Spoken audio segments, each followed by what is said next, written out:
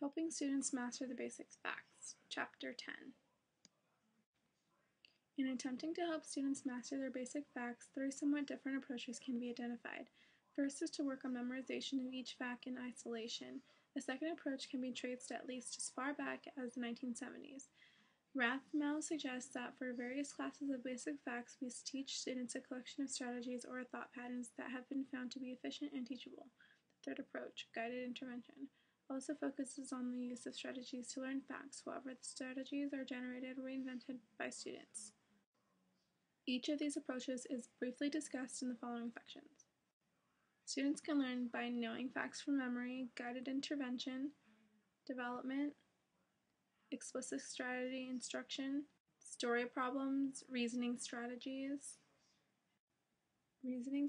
for addition facts. The strategies that students can and will invent for addition facts are directly related to one or more number relationships. Each of the 36 facts highlighted in the following chart has at least one intendant of one or two. These facts are a direct application of one or more than and two or more than relationships as described in Chapter 8. Being able to count odd that is a necessary prerequisite for being able to apply these strategies. Some other strategies include adding zeros, using 5 as an anchor, make 10, and up over 10. Subtraction facts prove to be more difficult than addition. This is especially true when students have been taught subtraction through a count approach. For 15 minus 5, count 13, count off 5, count what's left, as discussed earlier in the chapter.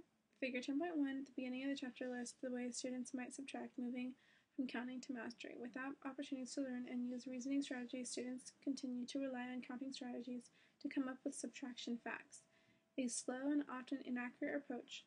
Therefore, spend sufficient time working on reasoning strategies outlined below to help students move to phase 2 and eventually on to mastery. Reasoning strategies for multiplication and division facts. Using a problem-based approach and focusing on reasoning strategies are just as important, if not more so, for developing mastery of multiplication and related division facts. As with addition and subtraction facts, start with a story problem as you develop reasoning strategies. It is imperative that students completely understand the commutative property. This can be visualized and meant by using arrays. For example, 2 times 8 array can be described as 2 rows of 8 or 8 rows of 2. In both cases, the answer is 16. Doubles. Facts that 2 as a factor are equivalent to the addition doubles and should already be known by the students. Help students realize that 2 times 7 is the same as the double 7, but so is 7 times 2. Try word problems in which 2 is the set of numbers. Later, use problems in which 2 is the size of the sets, zeros and ones. 36 facts have at least 4 factors that are either 0 or 1. These facts, though apparently easy on the procedural level, tend to get confused with rules that some students learn for addition. The Common Core state standards carefully state that the students will know from memory their facts. This is a result of the repeated experiences from reasoning strategies and not because of time spent memorizing. This is an important distinction to make in the mastering of facts. Drill in the absence of accomplishing these plates has repeatedly been demonstrated as ineffective.